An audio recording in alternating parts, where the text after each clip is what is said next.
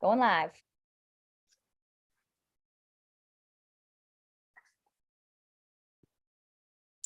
Hello, everyone, and welcome to the Back to Space live stream. We're super excited for this second iteration of this. We have some amazing guests. I'm so excited to announce them and have them introduce themselves.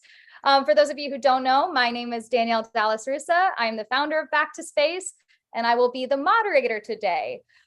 So today we have a very exciting topic. It is, oh no, let's see here. There we go.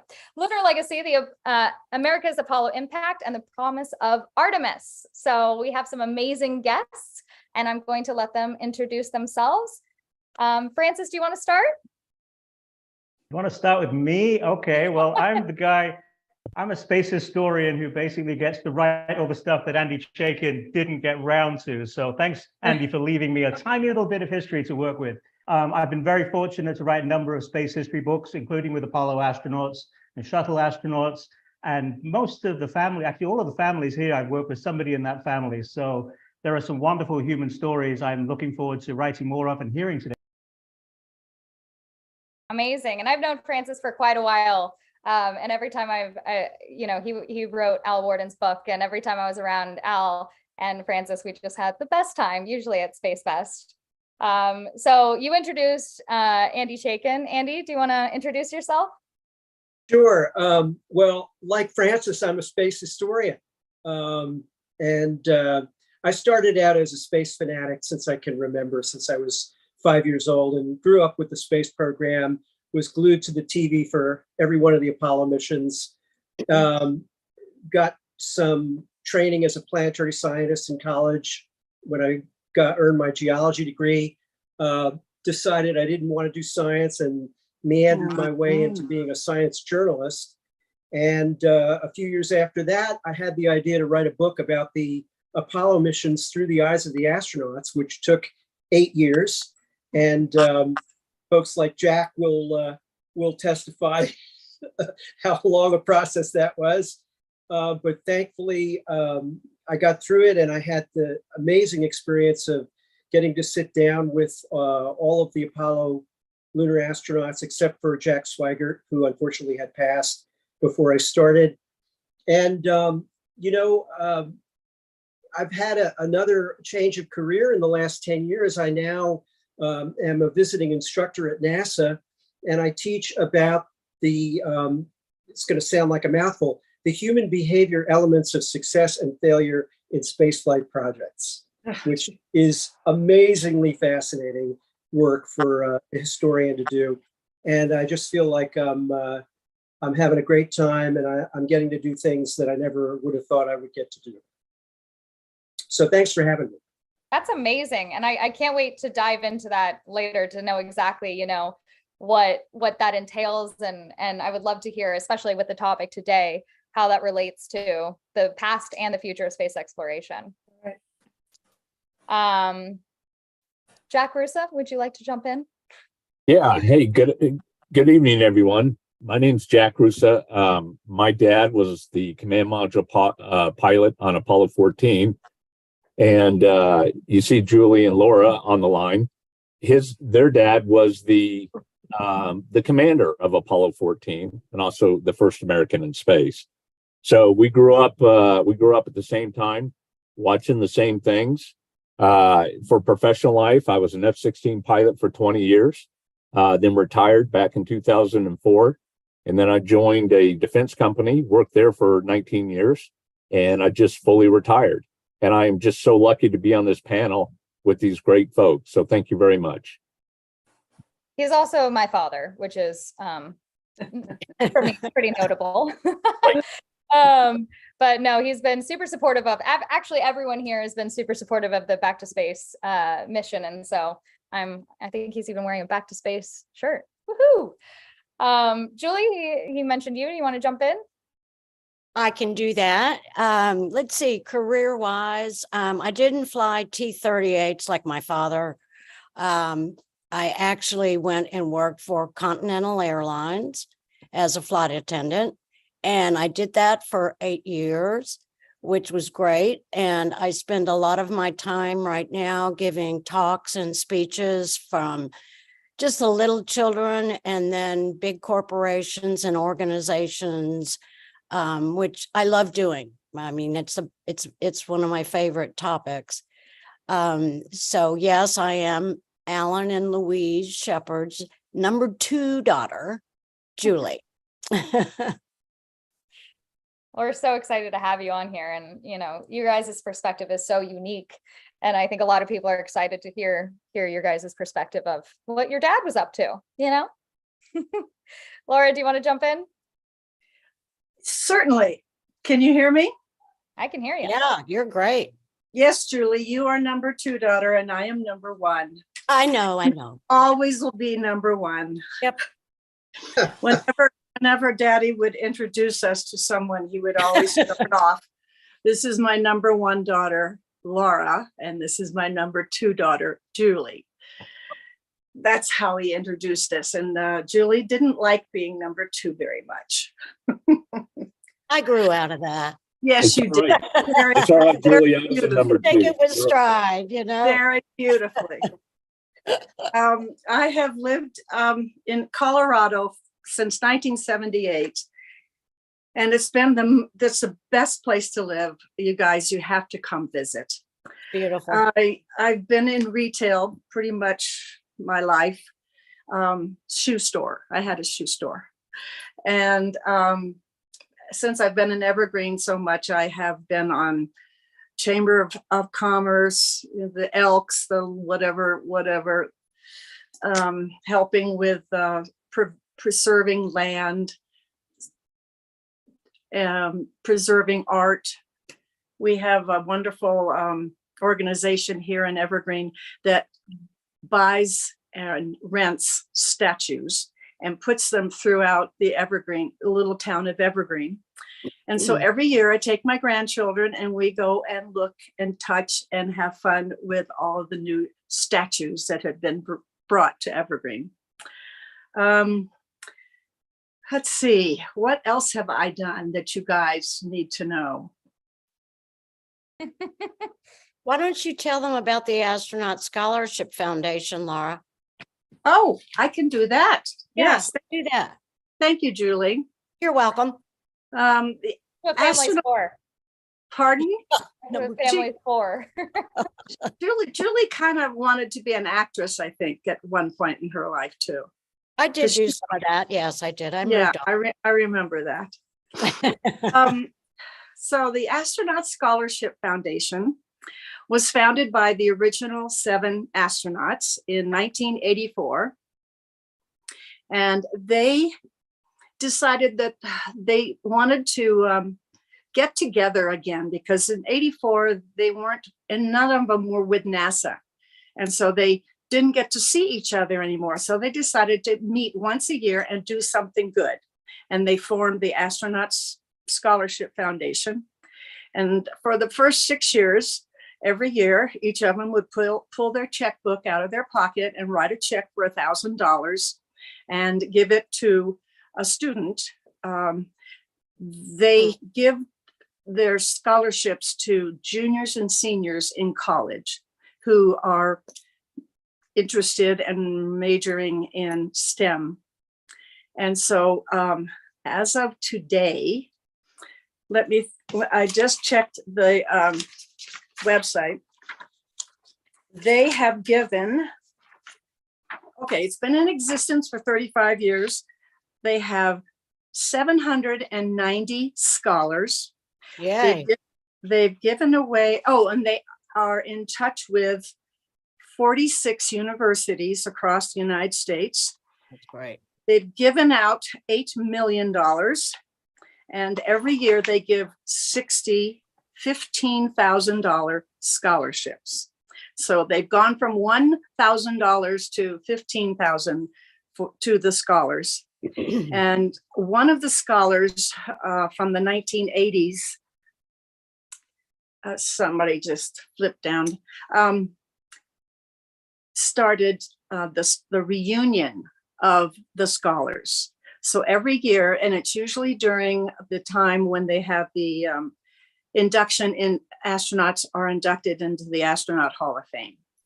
And so the scholars get together and get to know each other and visit with each other, having gone, anyway, it's a wonderful time for them. And then they give a presentation, and it's usually 3 minutes, and they have to tell us what they're studying and what it does, and then they have a ending. It's a great time just to be with them because they're all brilliant, educated, happy, energetic, young people. So if you have any questions, just let me know. That's fantastic. I'm sure that's also a product of a lot of work you've been putting in as well. And I've known about them for a while, and they're just such a fantastic organization, and they really do support a lot of people. Yeah. I've been involved for 20 years. I didn't realize. I went through my calendars today. 20 years I've been on the board of trustees. I'm no longer the chair. I'm just there to use my name now. Nice. Well, thank you so much for sharing that. And Andy, Aldrin, would you like to? There's two Andys, so I have to use both. Right. Yeah. The other one's got a much better story. I actually started life as a Sovietologist, believe it or not, and wrote my dissertation on how the Soviet Union beat the United States into space, which is an interesting story. But then the Soviet Union went away, so that was bad for my career. I left the RAND Corporation, ended up in industry, and so you've got a Sovietologist now who's an executive at Boeing, running advanced programs and business development, and a bunch of stuff like that, which is kind of interesting. Now I'm a space educator, I'd say. I've started 2 programs. I'm starting my 3rd just now. Started out at Florida Tech with the Center for Space Entrepreneurship. I founded a Master of Space Operations program at Embry-Riddle, and I'm now working on creating a sort of parallel program at Embry-Riddle, Master of Space Systems. I also run the Family Foundation, the Aldrin Family Foundation. We've got programs in, I don't know, I think it's 500 schools, but mostly we're in some of the biggest school districts. And what we do is we bring space into the classroom. It's not really we do extracurricular stuff, but what we really try and do is write curricula and bring space into not just science. We actually do curricula on English language arts, library sciences, a variety of things. Anyway, we're trying to take the excitement of space and bring it into the classroom where teachers can actually do their job with it. That's fantastic. And we've worked pretty closely with you guys Andy. have worked very closely with us. Yeah, they're fantastic. I sent Andy just a quick email that said, do you want to join our live stream? Within 30 seconds, he was like, yeah, let's do it. And I was like, yeah, great. But no, Danielle, anything you and Michael want to do, I'm in. Well, we're super appreciative of that. But I'm so excited to have these people on the panel, and I'm very excited, especially being a part of the Apollo community. All the people on this live stream are a part of the Apollo community and the future of space exploration, as most of them are, actually everyone here is passing the baton of space exploration in one way or another. And I think what's so interesting is as I got older and I was working at NASA and I was in, I was talking to people and they just realized that the stories about reentry and the heat shield, that's just not normal. And, people don't really have that insight that we all, me second generation, but, we were exposed to, which is really cool. And I'm glad that people on the live stream here can see that and hear your stories. And I'm beyond thrilled. So I'll stop talking and let's just get into it. But the main reason I wanted to do this theme is after the July 4th holiday. We look back through history and it feels like besides 9/11, the Apollo program is really one of the most unique times the country really came together. And I know that this is kind of a huge question to just jump in, but how do you think the Apollo missions impacted the culture and society of the United States as a whole? And I'm just going to push that out there at the beginning, and you guys can all interject as you see fit. Well, I'm going to defer to Andy Chaikin as a historian here. So, Andy, you get correct. All right, thanks, Jack. Yeah, I can jump in on that one. it's interesting how events of that magnitude are perceived as we get farther and farther away from them. And, one of my colleagues, Roger Lanius, who used to be the NASA chief historian, has done some really interesting work looking at public opinion polls.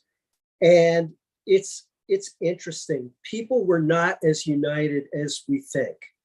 There were enough people, the country was fairly divided actually about whether we should be spending the money that we did spend on Apollo to send humans to the moon. And, this is in the context of a war in Vietnam that was costing many, many times more than that.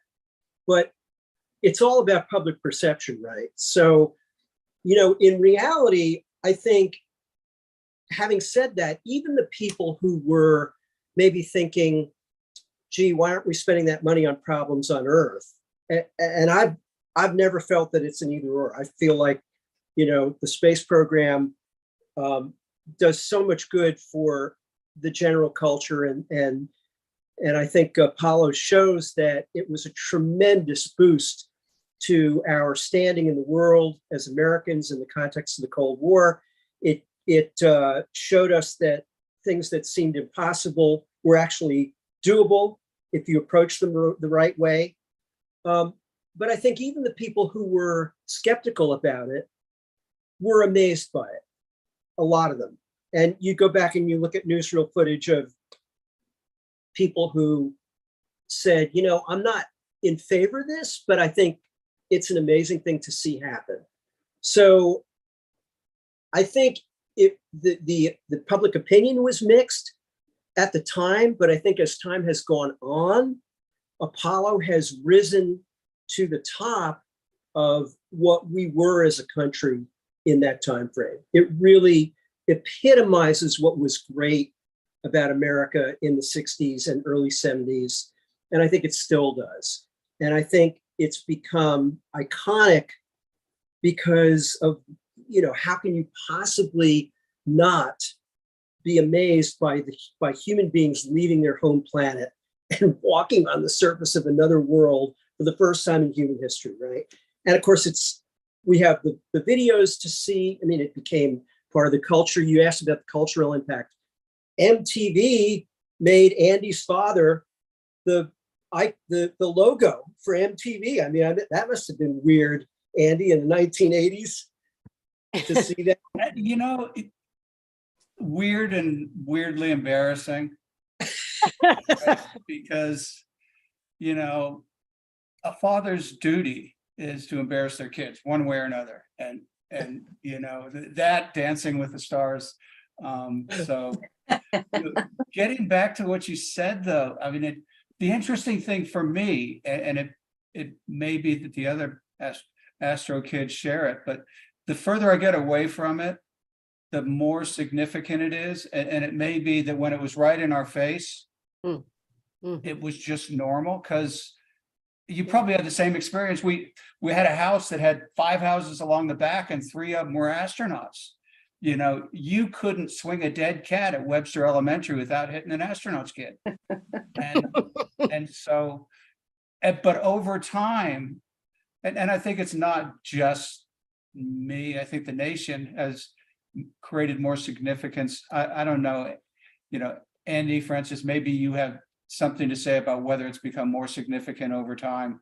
But to me, that was kind of a really interesting change. I think both Andys are correct here in that this is not 1969. This is both the past and the future from 1969. There's this moment in the Cold War in 57 into 61 where landing on the moon as a national objective to beat the Reds is such a big deal. The difference between America in 1969 and America in 1961 is so profound. You think about the images you see of Woodstock and try to imagine those back in 61. It's a completely different country. I also talk to a lot of people who are like, we never went to the moon. It's not true. And there are some who are crazies, and I'm glad that some people's fathers punch them in the face. But there are also some people who have legitimate questions. And it's because this is a piece of the 21st century that got put back in 1969. And the fact that we've never been back makes it even weirder. it makes it this bit of the future that got thrown into the past happened in 4 years and it never happened again.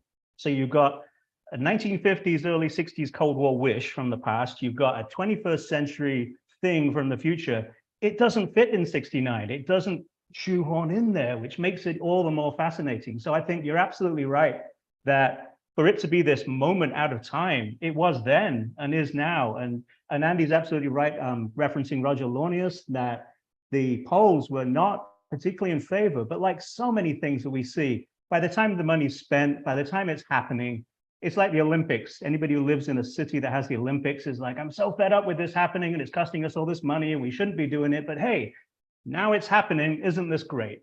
And I doubt there were many people on the world that day that didn't do it. And speaking as a European, although I live in California now, I've referenced that with Yuri Gagarin coming to my hometown in Manchester, England in 61. And people were going, we did it. And this is a guy in a Soviet military uniform from a country which had nuclear weapons aimed at Manchester at that moment. And people were like, we did it. And I think the same happened with Apollo 11 and the lunar landing. The whole world went, it doesn't matter if this is a Cold War victory. It doesn't matter if this is a proxy war. We did it. And that is something very rare in history, that you get a genuine emotion of like, there's nothing cynical about this. We did it. That's such an interesting perspective. And I think it's so romanticized, especially growing up with a grandfather, a part of the Apollo program. It's like, no, everyone was holding hands and singing Kumbaya and saying like, yes to the moon, you know, the Apollo program, but to hear that different perspective. And also what's really interesting is when I was at NASA working on the Mars Curiosity rover, right? People were, you know, I've said this a million times, but people were like, isn't NASA out of business? And I was like, oh, the public perspective of that is just so wrong. But now I go 2 minutes down the street to Target and there's NASA shirts everywhere. And I'm like, it's just so interesting how this public perception really does change with time and novelty and you know, having things like this where we continue to talk about it. Well, I'd like to tell of an event or a conversation that my mother had 3 days before Daddy was scheduled to go on Apollo 14. She received a phone call from a woman who attended the same church as Mother. And the woman said she had to talk to my mother now. She had to talk. And so Mother said, okay, well, what would you like? What do we talk about? Oh, I can't talk to you on the phone because I'm sure it's tapped. We have to meet somewhere. So they agreed to meet at a hotel in downtown Houston, and Mother's sitting there and this is on a sofa and there's a huge mirror behind her. And the woman finally comes in. Oh, and she's a professor at Rice University. She sits down and turns her back to the lobby, but then she notices that there's a mirror there too. And so she readjusts herself and just gets closer to Mother so no one can hear her. But she told Mother that Daddy should not go on this flight because it wasn't real. It was fake. They did it all in the desert with mirrors. And this is a highly educated woman telling my mother this. I mean, Mommy didn't expect anything like that. So she says, well, how do you think they have fooled the 40,000 people who have been working to put man on the moon? How can they fool that many people? How can they lie to that many people? Well, she tried her best, but the woman still was skeptical, as what Andrew started out saying. That's what reminded me of what happened to Mother. So there are people out there, and I don't know how that helps or doesn't help. I just tell him Dad went away for 3 weeks.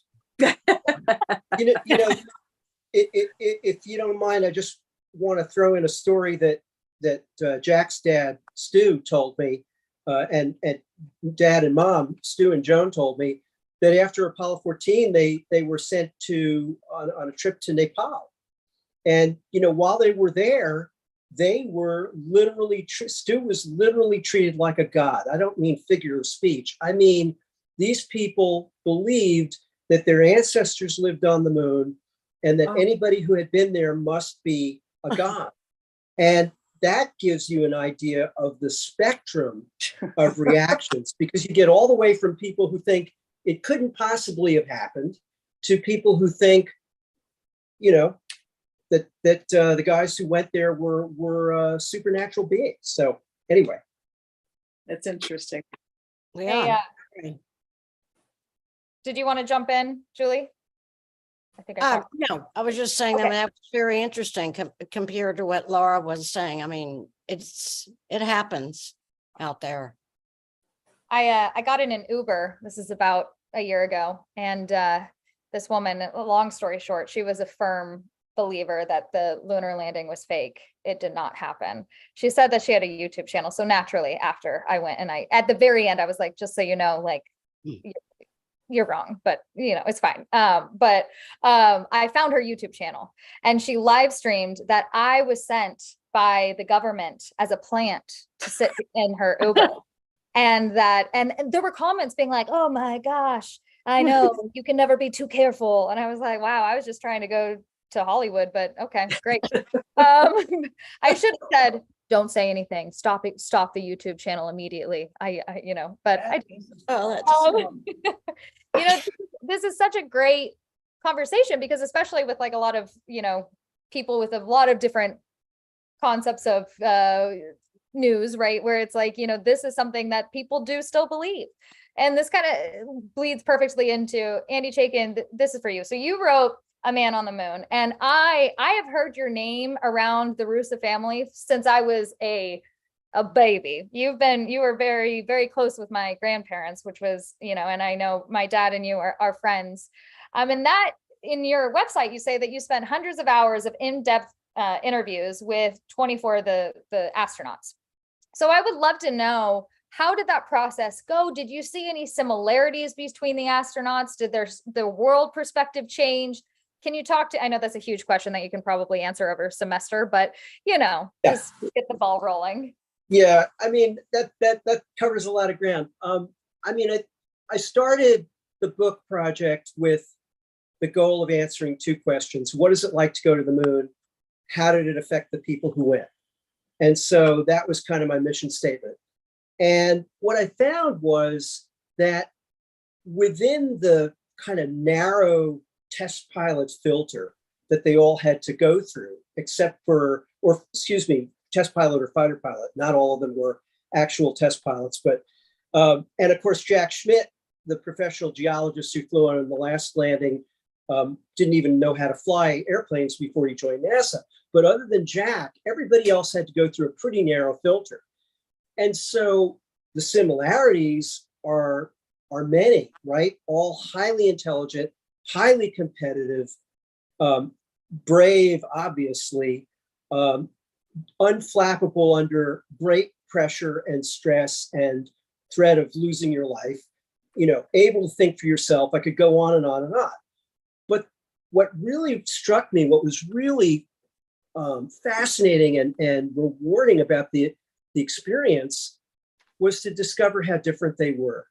And actually, the Apollo 14 crew is as good an illustration of that as any. In fact, Stu told me that he thought of himself and Ed Mitchell and Al Shepard as the 360-degree crew, because they were as far apart along the spectrum of astronauts and astronaut personalities as it was possible to get. Now, I might take exception to that. I can think of maybe one or two other people who might be even further away from Al Shepard, or, you know, I mean, Buzz and Frank Borman, I think, would be a great way of describing the polarities. But that's really true. I mean, think about Ed Mitchell. He's on his way to the moon and he's conducting an ESP experiment, which Al and Stu know nothing about. But, you know, it just proves that you've got three professionals, highly competent, highly motivated, highly trained people, and you can get along with anybody for 10 days. Now, the experience of going, my God, I mean, that I filled several hundred pages with that. So I can't do that justice. in a minute, but even the ones who told themselves, like Pete Conrad, promised himself 7 years before he got to go to the moon, when he was chosen as an astronaut, he promised himself that going to the moon wouldn't change him. And yet, even Pete had moments of what I would say a sense of wonder, maybe not quite on the level of Ed Mitchell, who had what he described as a consciousness raising experience coming back from the moon. And then there were people who were all in between, people who were absolutely awestruck by the beauty of the moon, by the beauty of the Earth as seen from the moon so far away that you could block it out with your outstretched thumb. What did it do to them on their return? Again, you have a whole spectrum. Ed Mitchell changed his life to delve into the study of consciousness after he got back from Apollo 13. What was Al's line? We don't have Laura at the moment, but maybe Julie remembers. He said, "Before I went to the moon, I was a rotten SOB. Now I'm just an SOB." That was Alan's comment to me, and he had made it many times. Actually, Ed told me about it, and then I bounced it off of Al. That was his self-deprecating humor, And then you have all kinds of reactions in between. I think all of them took with them a change in perspective that you must acknowledge when you have seen the Earth so far away that you can cover it with your thumb. And I think all of them felt a sense of disappointment that we didn't go back and that we let that capability slip away. Anyway, I could obviously talk a long time about this. I'll leave it there. Wonderful. Well, thank you so much. And Francis, I don't know if you, as also a historian, want to jump in here too, with your research and what you've written. Absolutely. I think Andy's absolutely correct. I was lucky enough to meet everybody who landed on the moon over my time in research, and most of the other folks out there too. And Andy's absolutely correct. They all became like almost an amplified version of themselves. Whatever they were before, they became more of that. If they were a test pilot and it was like, yep, I've been doing that, they became more of that. If they were ready to have some other experience, whether it was religious, whether it was philosophical, it seemed to happen.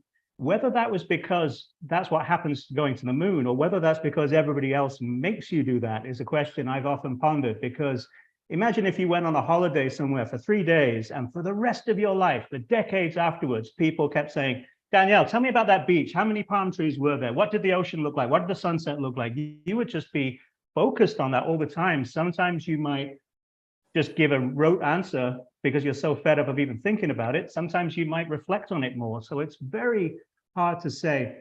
You asked me before this show to talk about Al Warden from Apollo 15, who I work with, particularly that. So I can kind of take Andy's holistic view and like shrink it down to one guy who was a pretty typical test pilot, a huge friend of your grandfather's, who talked, if you look at our book, The Light of Earth, he talks about everybody who he worked with, and there are pages about Stu Roosa where there are paragraphs about other people. He loved Stu.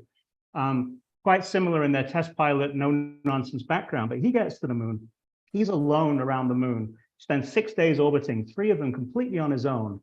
He gets around the far side of the moon. He can't see the Earth. He can't see the moon below him. All he can see is where the stars stop in a curved shadow. And he's looking out into the Milky Way. He's seeing so many stars, he can't actually make out individual stars anymore. It's a wash of stars. And he gets a gut feeling that nobody in humanity could have had before, and very few have had since, which is, I'm on the edge of something here. I don't know what it means. I just know that everybody else is back on Earth, apart from 2 guys on the far side of the moon. I'm further away from other human beings than anybody else has ever been in history. What does this mean? What does this mean about humanity? Where are we since we evolved, since we got to this point?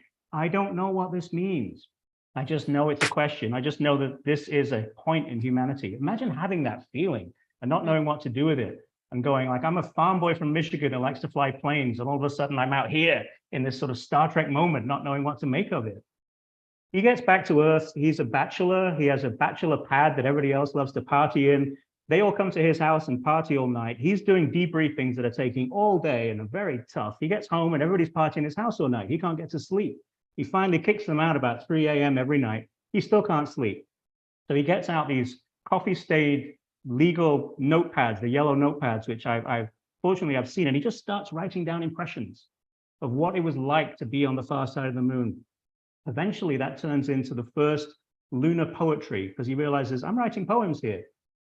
And again, this is a guy who's a farm boy, is a test pilot. The last thing you would ever have told him is like, you're going to be writing poetry about the moon. But this is the kind of thing that happens to people when they have nowhere else for that thought to go. And it took him, I'm so glad I worked with him so many decades after him going to the moon, because he had time to let it absorb. Just as Andy, I'm sure, discovered, is there would be very different between talking to these guys when they first got back to decades later, because when they first got back, they were asked the same questions all the time. And they went, well, I know what I did. I can't tell you what it meant.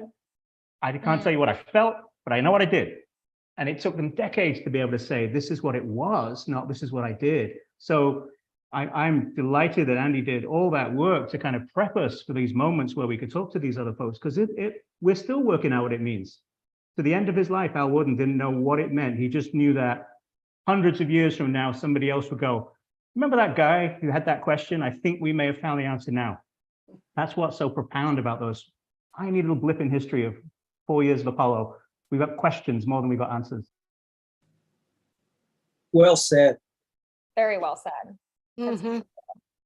And I think go, please jump in. Well, they didn't make any plans as to what they were going to do. They just wanted to get to the moon, and they didn't follow through to, and then plus they didn't have the support of the general public because of the cost of everything.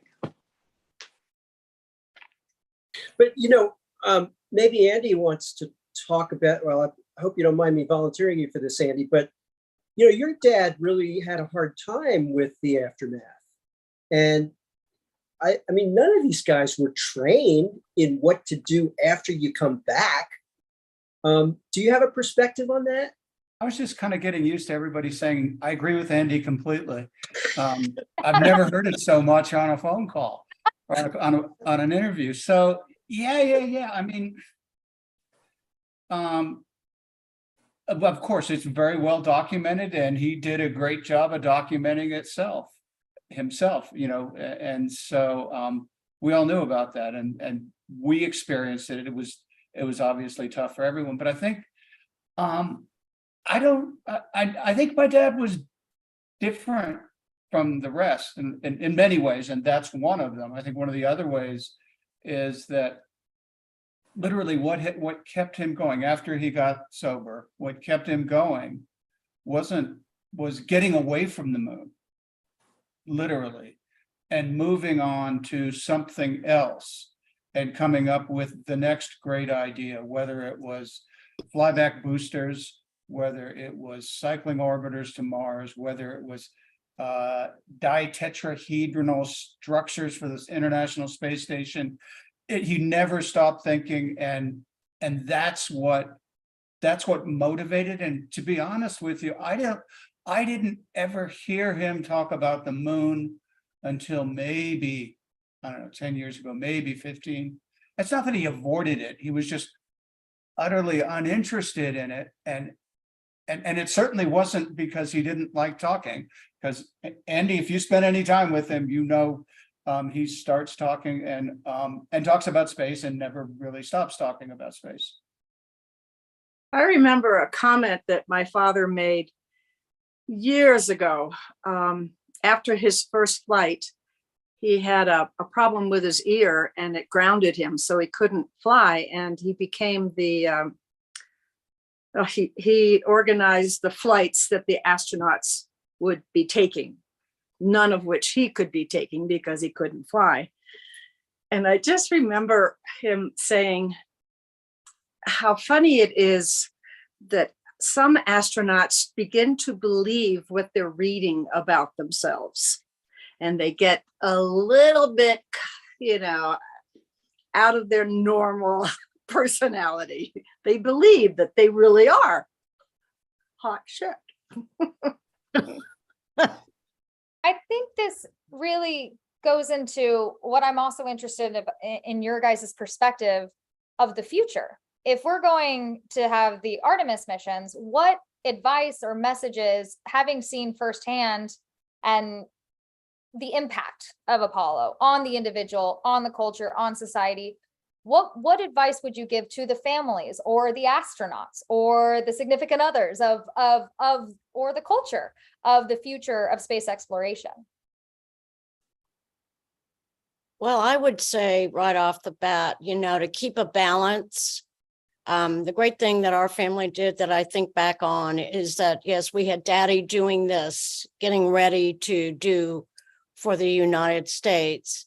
And then there was family. And that, especially these new families coming in, is to balance it. Do things in proportion. You have, husband or wife getting ready to go, to outer space. And I think my mother was prime of keeping that balance. And I think it was really good for the families, especially ours, to just maintain the balance, because with Artemis going up, they're going to the press will be right on them, I'm sure. But Yeah, that would be my advice. The other thing I was gonna jump. I'm sorry, Laura, go ahead. all right, Yeah, I was gonna say, and that was a great answer, Julie. I can only give advice from a kid's perspective, because that's where I was when my dad flew. And that is to ask questions. What are you doing? Explain more of it as you go along, because I was so focused on just making the grades, going to school. And I wish now in retrospect, I would have taken more time just to have him sit down with me before the flight and explain some of that. Now, he was really busy. Al, Ed, and my dad were, fully immersed in getting ready for the mission. But I should have taken just a little bit of time, just to say, hey, tell me what you're doing. And now, you got to dumb that down for a kid to some extent, but they're pretty good at that. And so when the mission occurred, I probably could have had a better appreciation of everything that they were going through. Because the older I get, the more I just realize how fantastic this whole Apollo program was. So that'd be my advice to other kids out there that belong to the Artemis astronauts, is take some time, talk to your mom or dad, whoever's going on the mission, and learn something about it before the mission.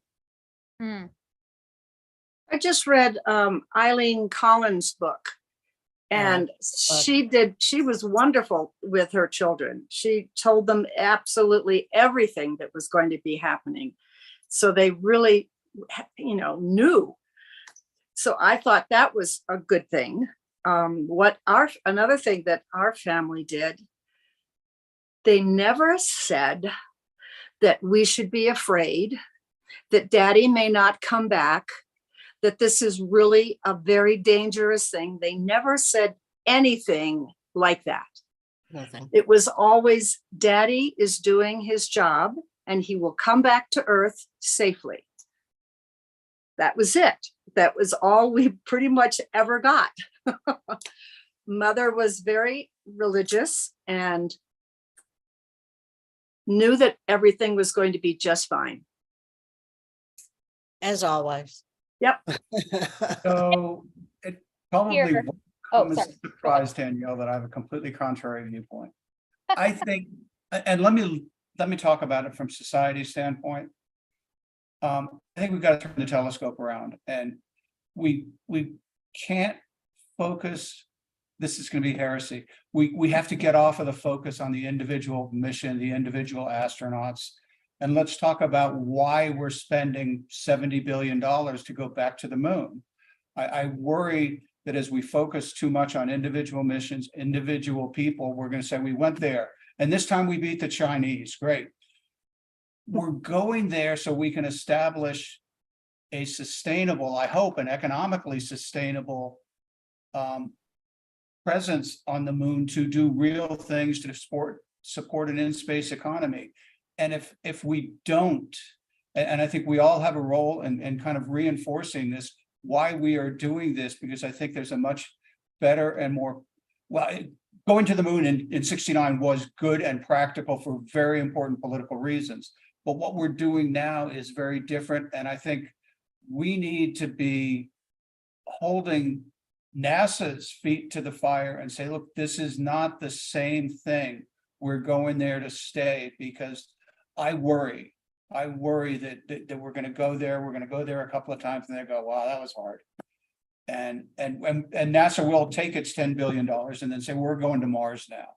But if we don't take the $10 billion and spend it on building the infrastructure we need on the moon, we will be there forever. Well, what do you think I would about even all add, the- oh, sorry, Laura. It's okay. What do you think about all the private guys that are in competition with NASA? Who do you think is going to get there? They may get there before NASA even gets its act together. No, I mean, first of all, I mean, we will talk about the new Neil Armstrong, I suppose, Elon Musk. I mean, and it's, look, there are great things that Elon is doing, and he has created he has created excitement about space that exceeds what NASA has done. And I see it every day in kids. I see it every day in my students, and that's phenomenal. But he is going to the moon with NASA money, right? The two of them will get there together, or it'll be with Jeff Bezos. And that's a good thing. A risk-sharing thing is a good thing. But without the government funding, human spaceflight still doesn't make economic sense. And ultimately, the humans are going to be there on the moon. At least, I think, in my vision, I will say, those of us that support a long-term presence on the moon, the humans are going to be there to help build the infrastructure. And then ultimately, they're going to be there to repair the robots that are doing stuff. And so ultimately, the economics needs to be the motivation, but I don't think Elon Musk is going there first. The Mars stuff is just, I spend a lot of time talking about what makes sense in space, and that's not one of the things that does. Hey, I want to make one. I want to make one comment, and I'm going to leverage off what Andy said about the individual. And I didn't want to get off this episode here without recognizing the 400,000 people. I mean, we have astronaut kids, which is great. It's great for this forum, but there were 400,000 people supporting the Apollo program. Many of those were unsung heroes. You know, we were surrounded by people in Clear Lake and Nassau Bay and El Lago, and their parents were just as dedicated to the space program as the astronauts were. So I just want to recognize how many folks really participated, and their families participated, because their dads and moms were away from home just as much as the astronauts. So maybe that's my way of saying thank you. And so I just wanted to say that. You know, and a lot of them got fired after that mission. Right. They got laid off. Right. Yeah. That was, I want to comment on what Andy said. I would love to see an in-space economy become a reality. I would love to see that happen. So far, I don't know that I've seen anything that really convinces me that it can happen right now. Maybe Andy and I will have some interesting conversations about that offline. But let me just throw in what I see as the reasons to go back to the moon that we got by doing it the first time. One is that leap in perspective that I talked about earlier, which did amazing things for our perception of the Earth as a fragile oasis in space. It's the only home we've got so far, and we have to take care of it. Then there's the enormous scientific bounty that comes from exploring the moon. The moon is really the Rosetta Stone for decoding the earliest history of the solar system. When we go to the moon, it's like being led into the rare book room of the Cosmic Library and getting to page through the earliest chapters of the history of how our solar system came to be and how our planet came to be. And then, there's another thing that doesn't get talked about quite as much, which is that the moon is an outward bound school for us to learn how to live on other worlds. And I don't think we're going to be ready to go to Mars. I've had a chance to talk to people who were involved in planning Artemis, and I've also had a chance to work with some people who are thinking about the issues of going to Mars. I really feel that we need to be on the moon for a while to learn what we need to know to even try to send humans to Mars successfully. Now, that doesn't mean that somebody won't try sooner than that, but I don't think it'll happen, in the very near future, simply because there's so many. It's like an Everest for the human species, Mars is.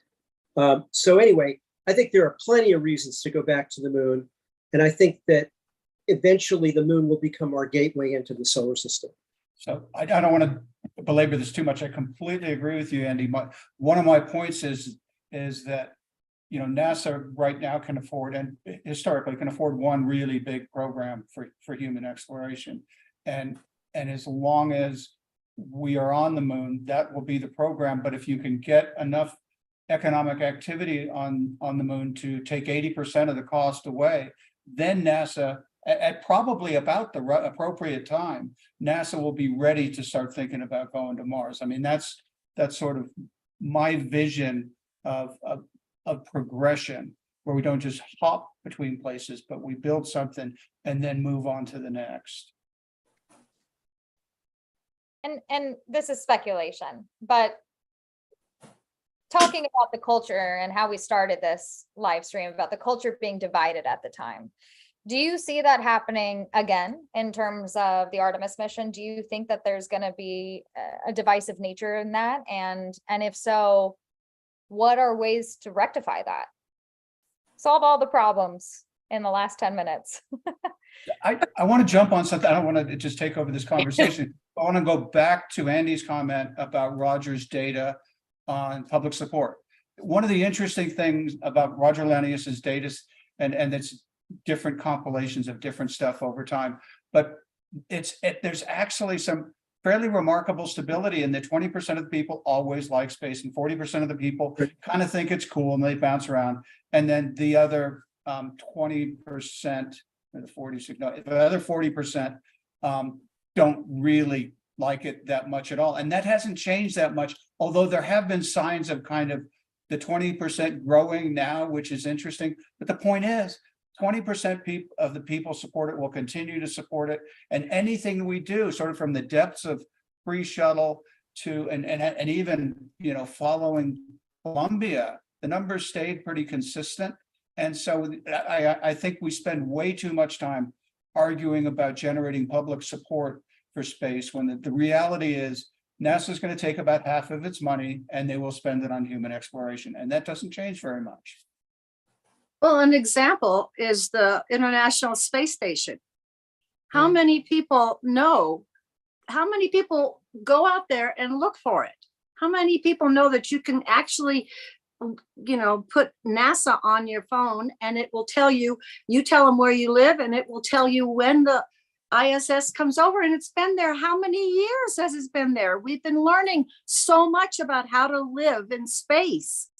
So I know that there's a lot to it, and it's given us a lot more intelligence, or at least wisdom, as to if we could even live on Mars. And I do believe, what was that movie? That the guy got left on the moon and he figured it out. And he grew potatoes. I believe in that kind of stuff. Laura, you make an excellent point, because we're kind of the victim of our own success in that way, in that space was supposed to become routine. That's what we were sold at the early shuttle program in the 80s.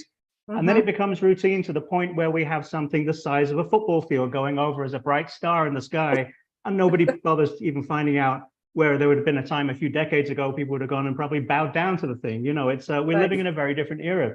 Thank goodness, in a way, it's routine. That's a good problem to have, but also a bad problem. And I think, to answer your question, Danielle, we are in a very different time. What will people think when Artemis lands on the moon? It's going to be huge that week. It's really going to be huge that day.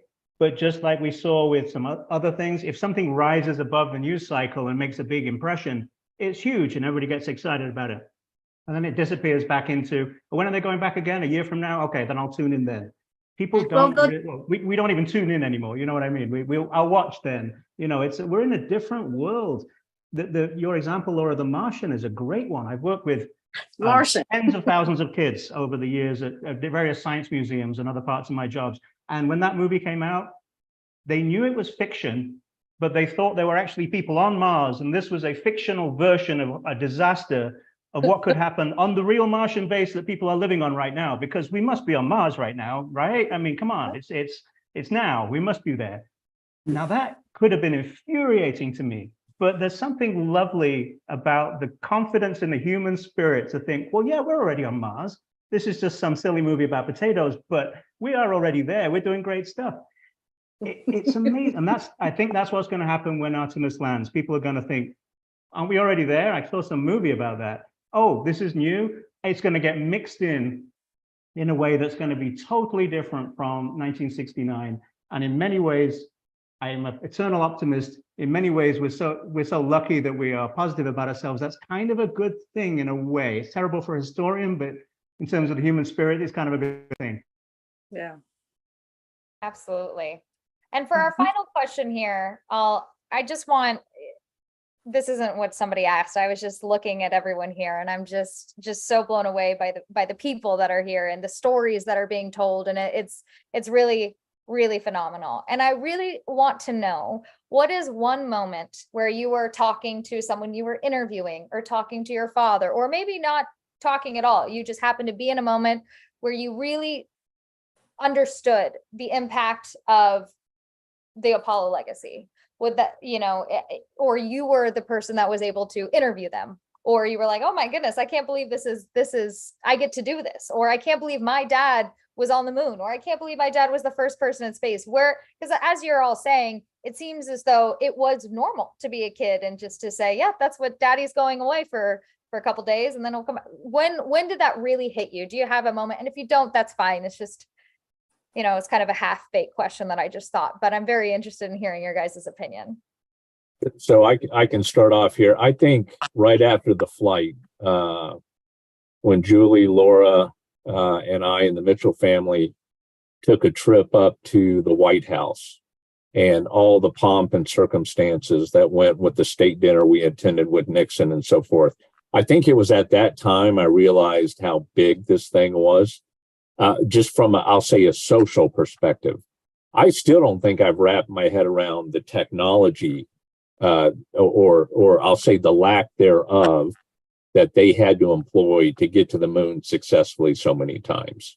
So I'll pass it over to somebody else at that point. I just had a thought. Let me get back to you.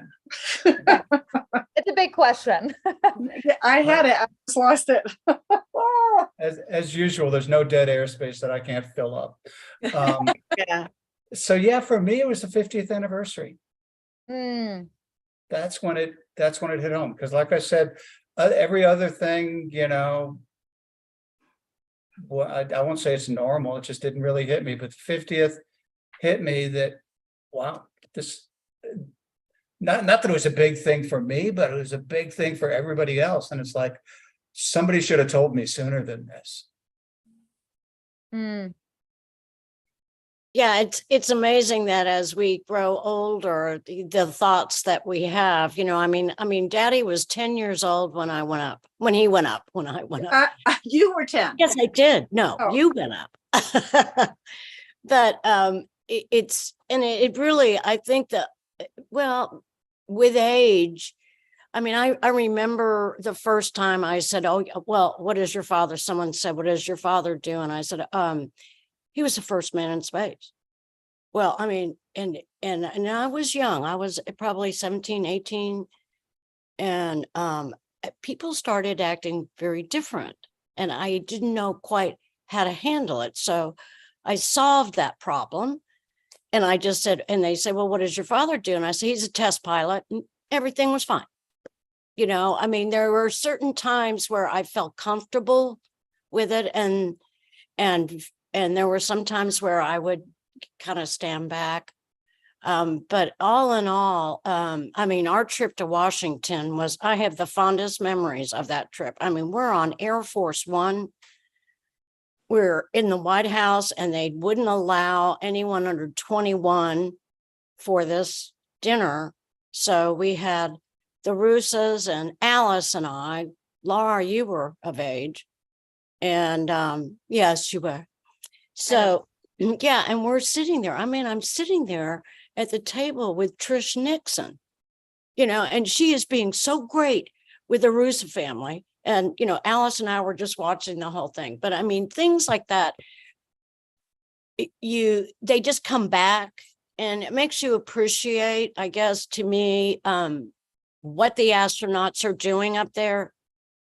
And what NASA, I remember Deke Slayton coming in to see Daddy at the house, and I walked by as they were talking, and Deke Slayton, this was like 69 and 70, it was in the 70s. And Deke Slayton said, Alan, we're going to be building on the moon.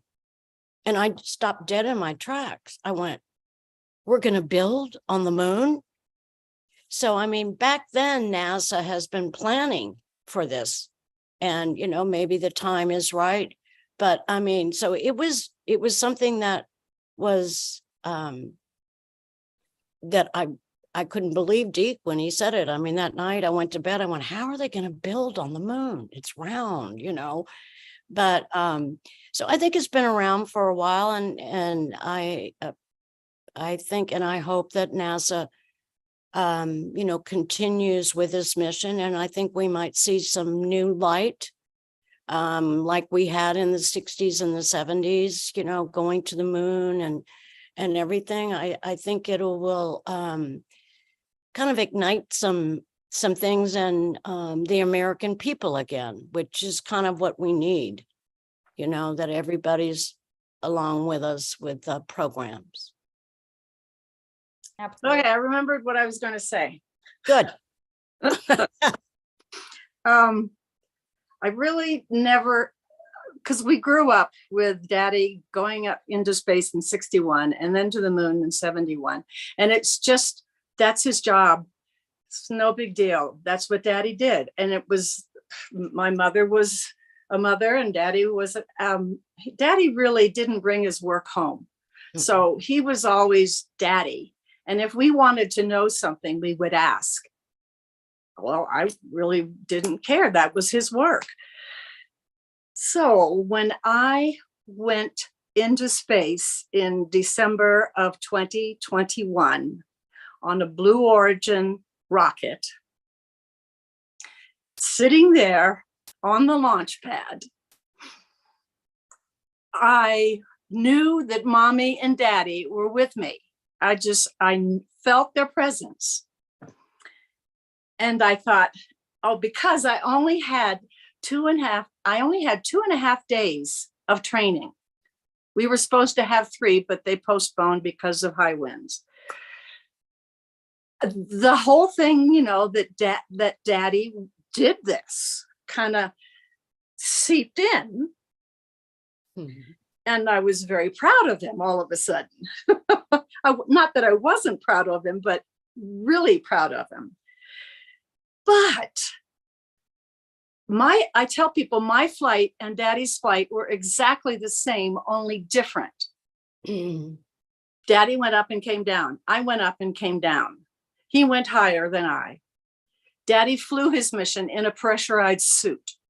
My whole spacecraft that held 6 people was pressurized. We didn't have to wear helmets. We had oxygen if we needed it.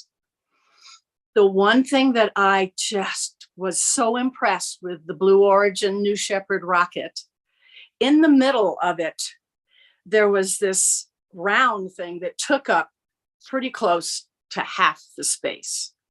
And because we would go into the simulator and train probably 20 times a day. And then after, because our mission was 11 minutes, we'd come out and we'd go over what had been done and blah, blah, blah, blah.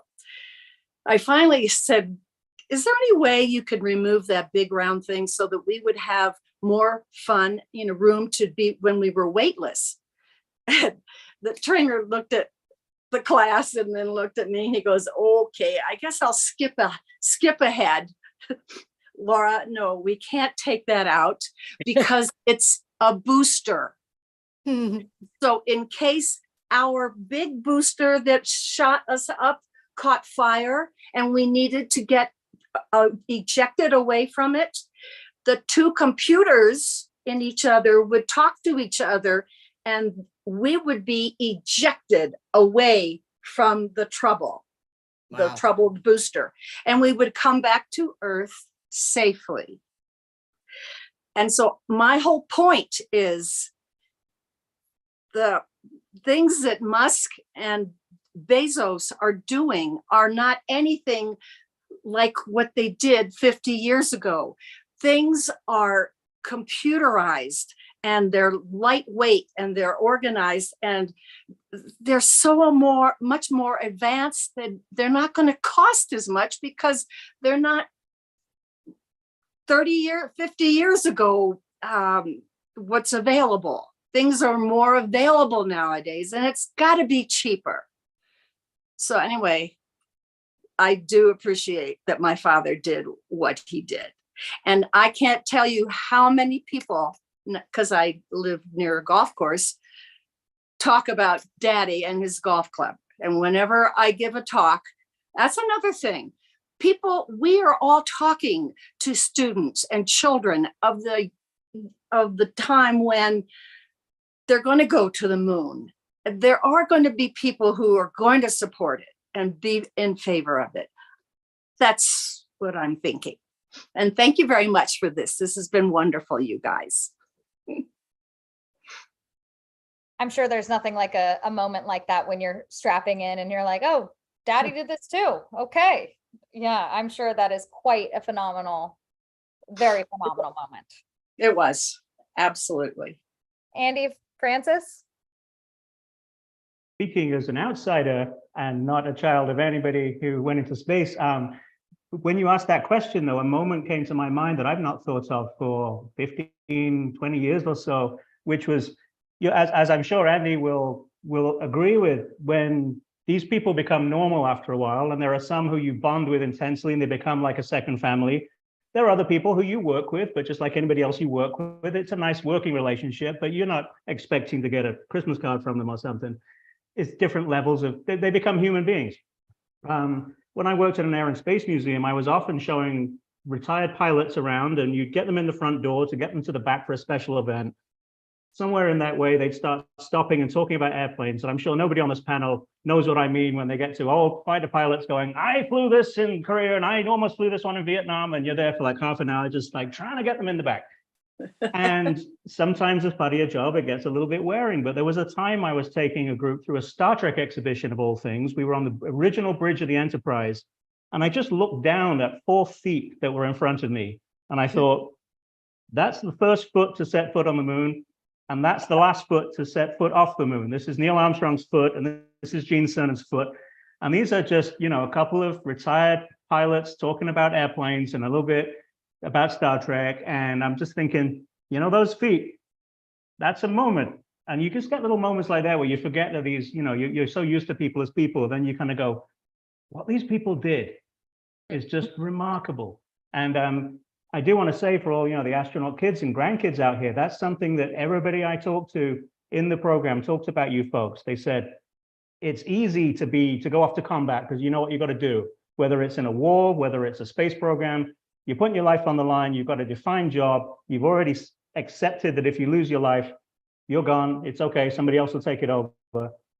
Didn't really give enough thought to the wives and the kids back home at the time because there wasn't time. Everybody was really busy. And it was only years later when Andy and I are talking to these folks, they're like, the folks back home had a lot more psychic payload than we did. They had a lot to deal with that we didn't even have time to think about. We had everybody supporting us, but we weren't really supporting them as much as we should do. So, hero is a word that gets kicked around a lot, but they all said our families were our heroes. And that's something that I wanted to thank you all for because Apollo wouldn't have happened without you families. If you talk to astronauts kids, I am going to say, guess that they'll all say the same thing. The biggest hero was their mother. Yeah, that's who raised us. I mean, they were there. Absolutely true. Right. And I think inevitably it will get to a point where we say, oh, he walked on the moon. Oh, that's cool. You know, it'll be like somebody who's been to the Antarctic. You know, you don't completely lose your mind and your composure when you meet somebody who's been to the Antarctic or been to the top of Everest, but it's exciting. And that's what going to the moon will be in the foreseeable future. But there will never again be a first time. Never again. There will never again be a first group of human beings to leave footprints on alien dust and to orbit alone around an alien world and see the universe from the far side of the moon for the first time. And I go to my great inspiration, Ray Bradbury, who said that we are on a journey that started in the caves and leads to the stars. And we're somewhere along that journey. We're a long way from the stars, but we've taken the first steps. And no matter how far we go, and I dearly hope that we do get to the great heights that everyone has envisioned, and that we learn to get along with each other and survive long enough to do those things. But we'll look back and Apollo will become even more significant as time goes on. And, you know, thank God that Apollo happened at a time with television and movies and interviews and pesky journalists and space historians and book authors and kids of explorers who can tell their side, because that will make it an experience that will live forever. Beautifully said. And I think a wonderful way to wrap up this live stream. Wait, did you answer the question, Andy? What is the moment where you realize, holy cow, this is cool? Me? Yeah. 13 years old, sitting in front of the old black and white Zenith in my parents' bedroom, watching Neil and Buzz walk on the moon. I mean, that was about as cool as it could possibly get. And that inspired you for the rest of your life, it looks like. Yeah, I mean, Apollo is a gift that truly keeps on giving. Hey, Danielle, thank you for organizing this. This was a lot of fun. You know, I saw Andy at the 50th. I saw the Apollo 11 50th. I saw Julie and Laura at the Apollo 14 50th. Andy, I've seen you at Space Fest. Francis, I think I did a book. I think I moderated a book panel for you at one point. So it's just good to see everyone back again. So thank you for doing this, Danielle. I'm so thankful for all of you to be here. And I'm very excited for everyone to see this and to continue to see this. And thank you all. And let me go ahead and stop the live stream. Okay, say bye, everyone. Goodbye. Bye. Ending the end.